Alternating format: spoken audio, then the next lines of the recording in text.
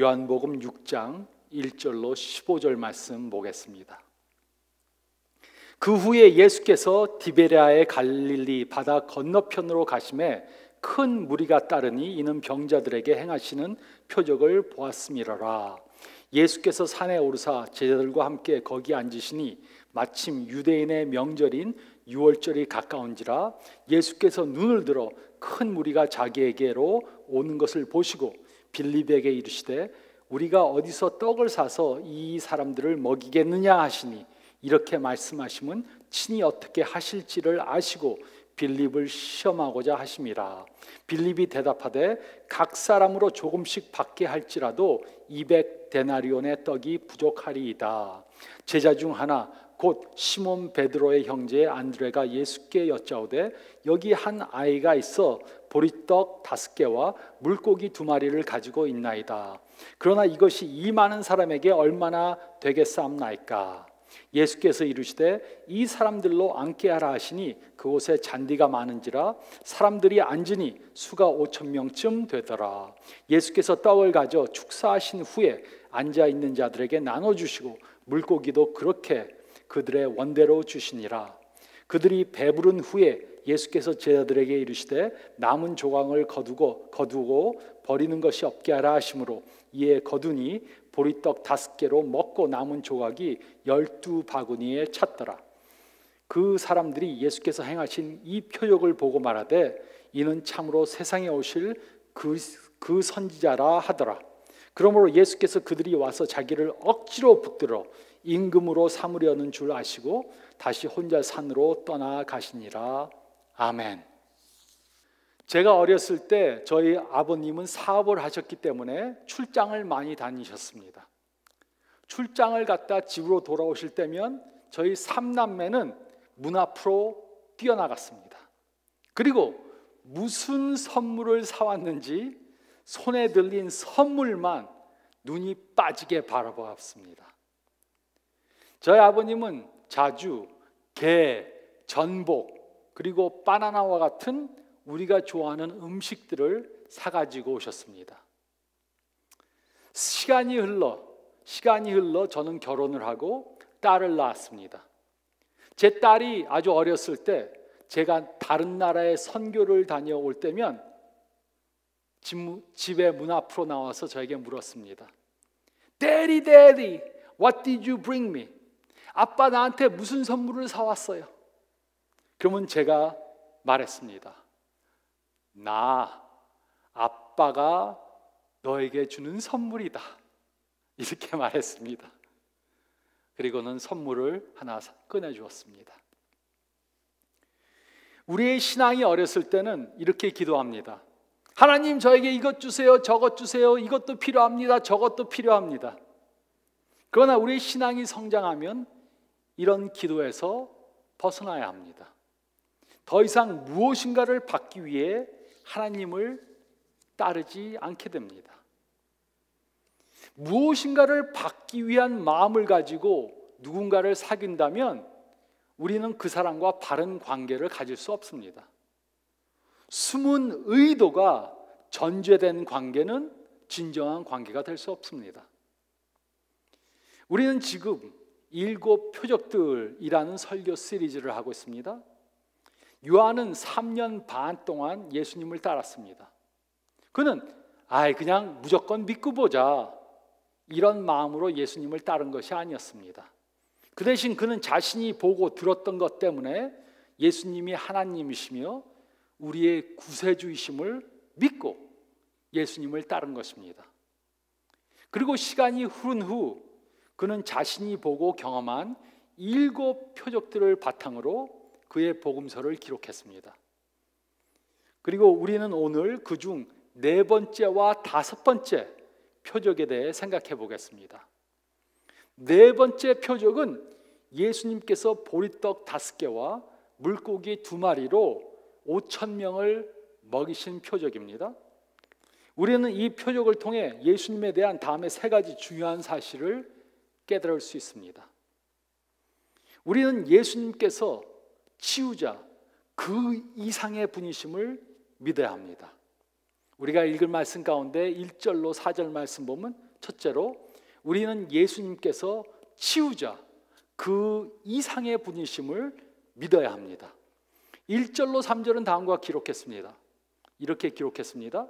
그 후에 예수께서 디베랴의 갈릴리 바다 건너편으로 가심에 큰 무리가 따르니 이는 병자들에게 행하시는 표적을 보았음이로라.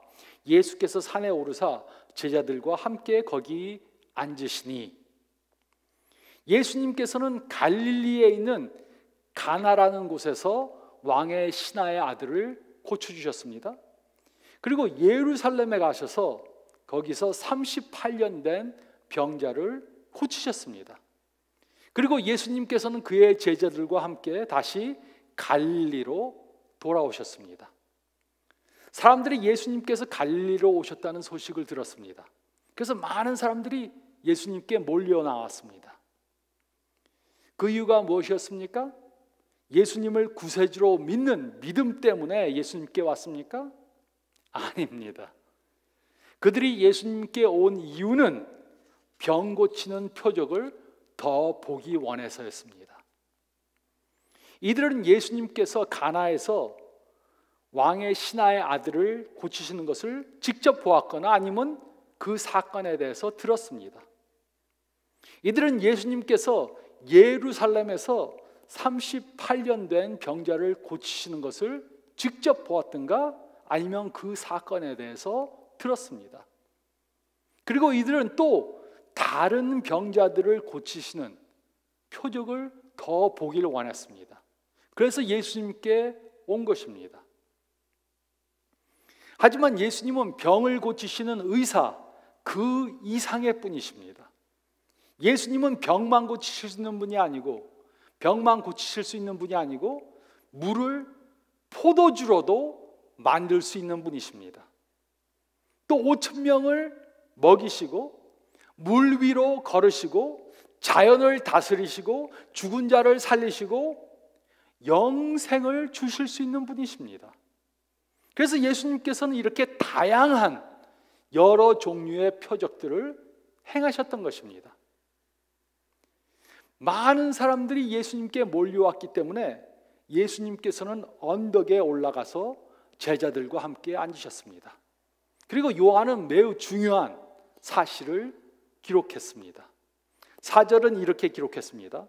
마침 유대인의 명절인 유월절이 가까운지라. 유월절은 하나님께서 이스라엘 백성들을 애굽에서 구원하신 것을 기념하는 절기였습니다. 예수님께서는 모세를 사용하셔서 이스라엘을 애굽으로부터 구원해 내셨습니다.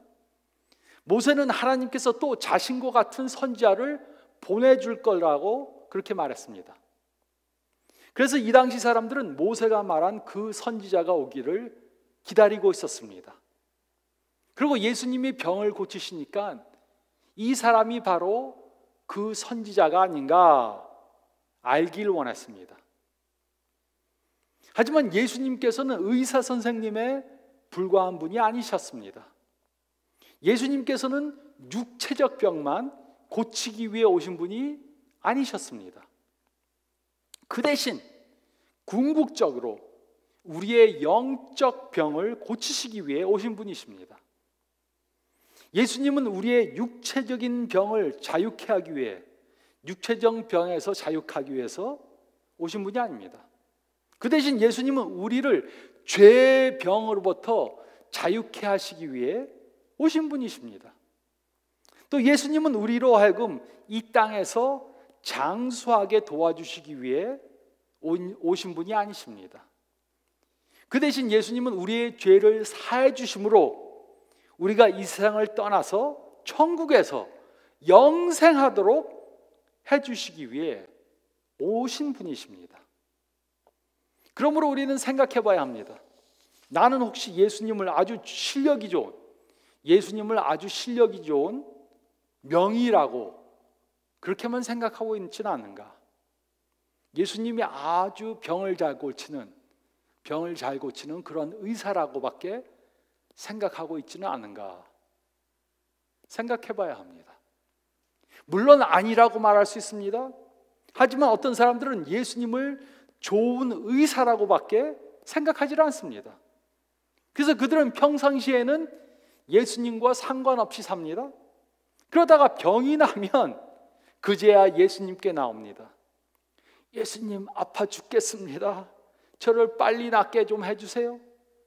그러다가 병이 다 나으면 또 예수님을 떠나서 삽니다. 우리는 평상시에는 의사에게 가지 않습니다. 그러다가 병이 나서 아프면 예약을 하고 의사를 찾아갑니다. 그런데 자칭 크리스천이라고 하는 많은 사람들이 예수님을 마치 의사 선생님 대하듯이 합니다. 멀쩡함은 예수님을 찾지 않다가 병이 나서 아파야만 예수님을 찾습니다. 요즘 코로나19 바이러스 때문에 많은 사람들이 예수님을 찾습니다. 예수님, 저와 제 가족이 코로나 바이러스에 걸리지 않도록 도와주세요.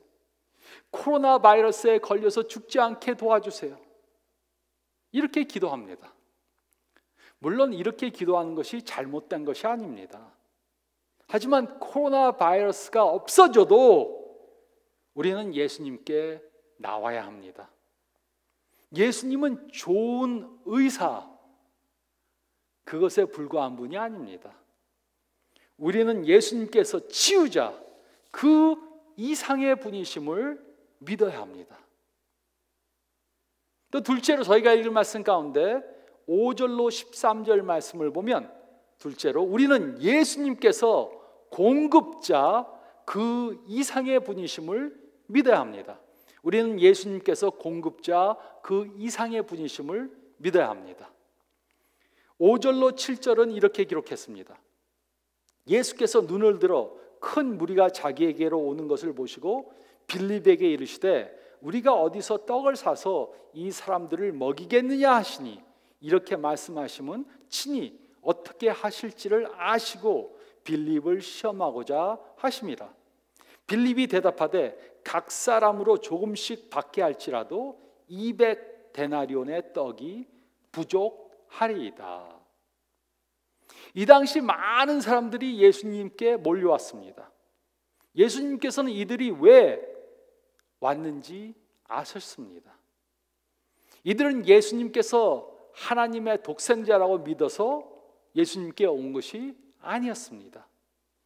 그 대신 이들은 예수님께 무엇인가를 얻기 위해 온 것입니다. 이들은 예수님보다 예수님이 행하시는 표적에 더 관심이 많았습니다. 예수님께서 제자 중 하나인 빌립에게 물으셨습니다. 우리가 어디서 떡을 사서 이 사람들을 먹이겠느냐? 예수님께서는 이미 표적을 행하실 것을 작정하셨습니다. 그리고 빌립을 시험하기 위해 그에게 물으셨습니다. 빌립에게 무슨 기발한 아이디어가 있지 않을까? 그래서 물으신 것이 아닙니다. 그때 빌립은 각 사람으로 조금씩 받게 할지라도 200데나리온의 떡이 부족하리이다 말했습니다. 즉, 그 많은 떡을 살 돈도 없고 또 떡을 살 가게도 없습니다. 이렇게 말한 것입니다. 8절, 9절은 이렇게 기록했습니다. 제자 중 하나 곧 시몬 베드로의 형제 안드레가 예수께 여짜오되 여기 한 아이가 있어 보리떡 5개와 물고기 2마리를 가지고 있나이다. 그러나 그것이 이 많은 사람에게 얼마나 되겠사옵나이까. 안드레는 한 아이가 보리떡 5개와 물고기 2마리를 가지고 있는 것을 보았습니다. 하지만 그것으로는 아무것도 할 수 없다고 결론을 내렸습니다. 아이가 갖고 있는 것을 보았습니다. 보리떡 하나, 둘, 셋, 넷, 5개. 또 물고기가 1마리, 2마리. 그리고 이것으로는 아무것도 할 수가 없다. 이렇게 결론 내렸습니다. 그는 우리에게 모든 것을 다 공급해 줄 수 있는 예수님을 그의 공식에 포함시키지 않은 것입니다.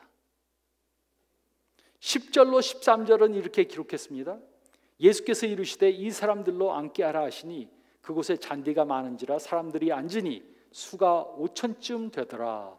예수께서 떡을 가져 축사하신 후에 앉아있는 자들에게 나눠주시고 물고기도 그렇게 그들의 원대로 주시니라. 그들이 배부른 후에 예수께서 제자들에게 이르시되 남은 조각을 거두고 버리는 것이 없게 하라 하심으로 이에 거두니 보리떡 5개로 먹고 남은 조각이 12바구니에 찼더라. 예수님께서는 그곳에 있던 약 5천 명의 사람들을 앉게 하셨습니다. 요한은 왜 5천 명가량의 사람이 있었다고 기록한 것입니까? 5천 명이란 숫자가 왜 중요합니까? 그 이유는 5천 명은 로마군의 한 군단의 크기였기 때문입니다. 예수님께서는 물고기 2마리와 보리떡 5개를 받으시고 축사하셨습니다. 제자들 중에는 이렇게 생각한 사람도 있으실 수 있을 것입니다.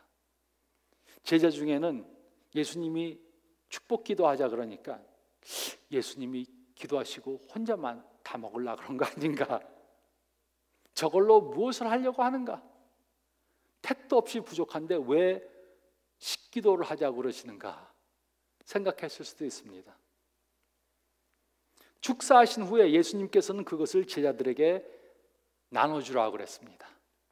모든 사람들이 원하는 만큼 실컷 먹었습니다. 다 먹은 후에 예수님께서는 남은 것을 다 모으라고 그렇게 말씀하셨습니다. 남은 것이 12바구니에 차고 넘쳤습니다. 이스라엘 사람들이 출애굽하고 난 후에 광야에서 거할 때 하늘에서 내려오는 만나를 먹었습니다. 매일 모자르지도 않고 남지도 않았습니다. 그런데 예수님께서는 먹고 남도록 더 풍성하게 주셨습니다. 이것이 바로 예수님께서 우리들에게 하시는 것입니다. 절대로 모자르게 주시지 않습니다. 쓰고도 남고 먹고도 남도록 풍성히 주십니다. 우리는 예수님께서 우리의 모든 필요를 공급해 주시는 그런 분이심을 믿어야 합니다. 물론 예수님께서는 먹을 것만 공급해 주시는 분이 아니십니다. 자녀들도 주십니다. 경제적으로도 축복해 주십니다. 시간도 주십니다. 생명도 주십니다. 건강도 주십니다. 영생도 주십니다. 예수님께서는 우리에게 모든 것을 풍족하게 주시는 그런 분이십니다. 미국에 이민 와서 사는 우리들은 이러한 사실을 더 잘 알 수 있습니다. 저처럼 가진 것이 없이 이민 오신 분들이 많이 있습니다. 그런데 우리는 예수님께서 모든 것들을 풍족히 공급해 주시는 것을 경험해 봤습니다. 예수님은 점심만 줄 수 있는 분이 아닙니다. 예수님은 그 이상의 분이십니다. 우리는 예수님께서 공급자, 그 이상의 분이심을 믿어야 합니다. 또 셋째로 저희가 읽은 말씀 가운데 14절, 15절 말씀을 보면 우리는 예수님께서 한 나라의 왕, 그 이상의 분이심을 믿어야 합니다. 우리는 예수님께서 한 나라의 왕, 그 이상의 분이심을 믿어야 합니다. 14절, 15절은 이렇게 기록했습니다. 그 사람들이 예수께서 행하신 이 표적을 보고 말하되 이는 참으로 세상에 오실 그 선지자라 하더라. 그러므로 예수께서 그들이 와서 자기를 억지로 붙들어 임금으로 삼으려 하는 줄 아시고 다시 혼자 산으로 떠나 가시니라. 이제 음식을 많이 먹고 배가 불러오니까 사람들이 기분이 좋아졌습니다. 그래서 예수님을 억지로 잡아서 이스라엘의 왕으로 삼으려고 했습니다. 와, 예수님이 있으니까 참 좋다. 우리에게 먹을 것도 주시고, 와, 그래서 이 사람으로 우리의 왕을 삼아야 되겠다. 이렇게 생각했습니다. 이 당시 5천 명의 사람들이 이 표적을 경험했습니다. 5천 명은 로마 군대의 한 군단이었습니다. 이들은 예수님을 억지로 임금으로 삼아 임금으로 삼아 예루살렘을 향해 쳐들어가기를 원했습니다. 이들이 갈릴리를 벗어날 때면 아마도 1만 명으로 숫자가 늘어날 수 있었습니다. 이들이 예루살렘 반 가까이 갈 때면 아마도 15,000명으로 숫자가 늘어날 수 있었습니다. 또 이들이 예루살렘에 이를 때면 아마도 2만 명으로 숫자가 늘어날 수 있었습니다.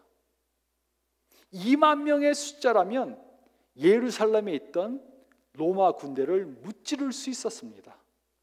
이스라엘을 해방시킬 수 있는 기회였습니다.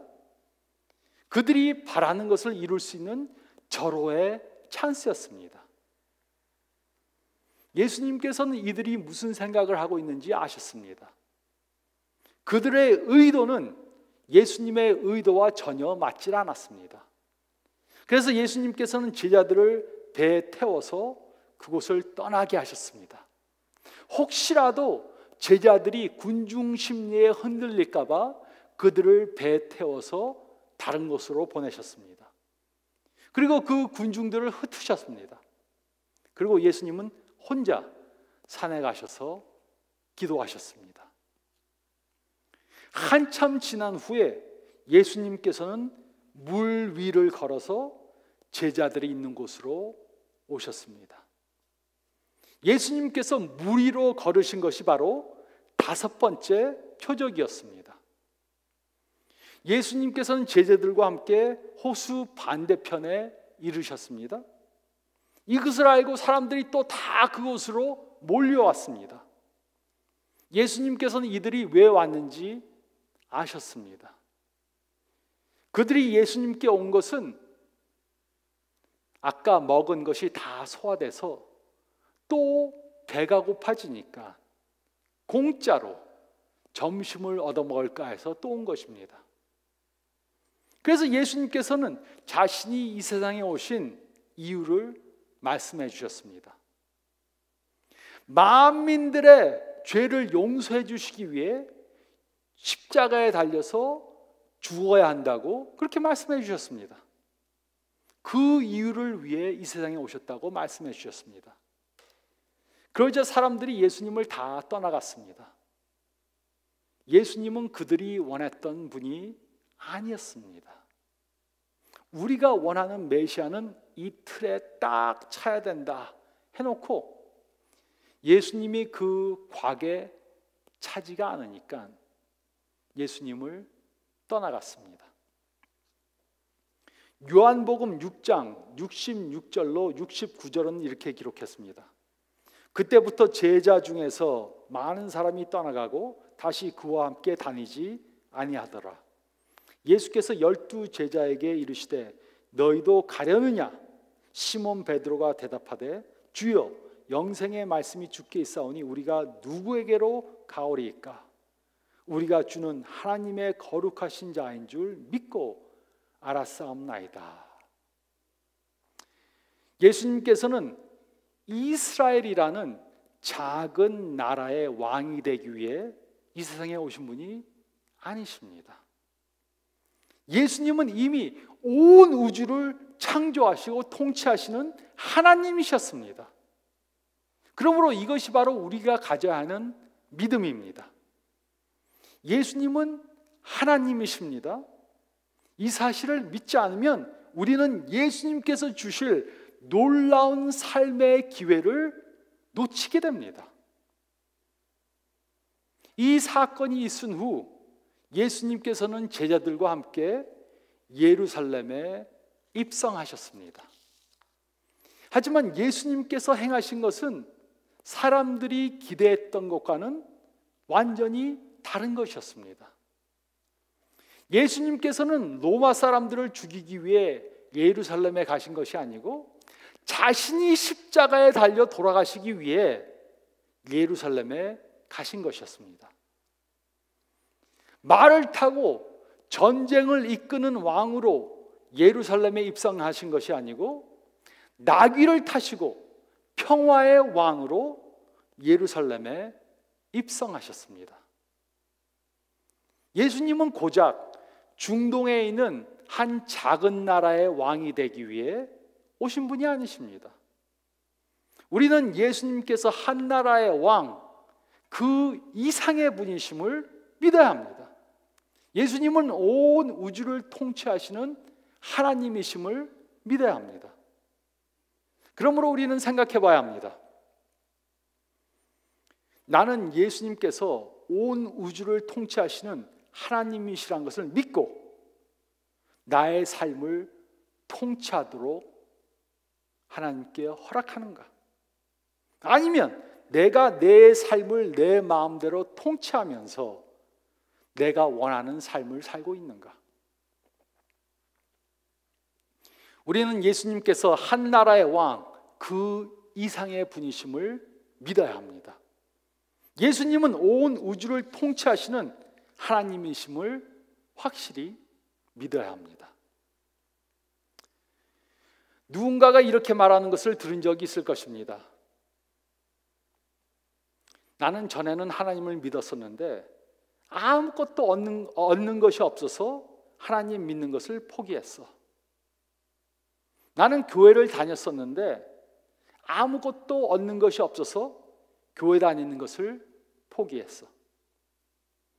나는 봉사도 많이 했었는데 아무것도 얻는 것이 없어서 봉사하는 것을 그만두었어. 이렇게 생각하는 사람이 있다면 그것은 아직도 예수님이 누구신지 모른다는 증거입니다. 하나님께 무엇인가를 얻기 위해 나오는 것은 어린아이가 선물을 받기 위해 아버지한테 나오는 것과 똑같은 것입니다. 예수님 당시 사람들은 하나님께서 육신을 입고 이 세상에 오신 것을 직접 보았습니다. 그런데도 하나님이 성육신하신 것에는 관심이 없고 멀것 얻어먹는 데만 관심이 많았습니다.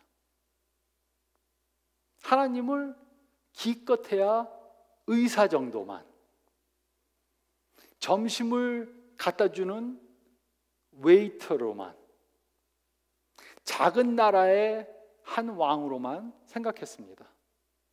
그래서 이들은 부활하신 예수님을 보지 못한 것입니다.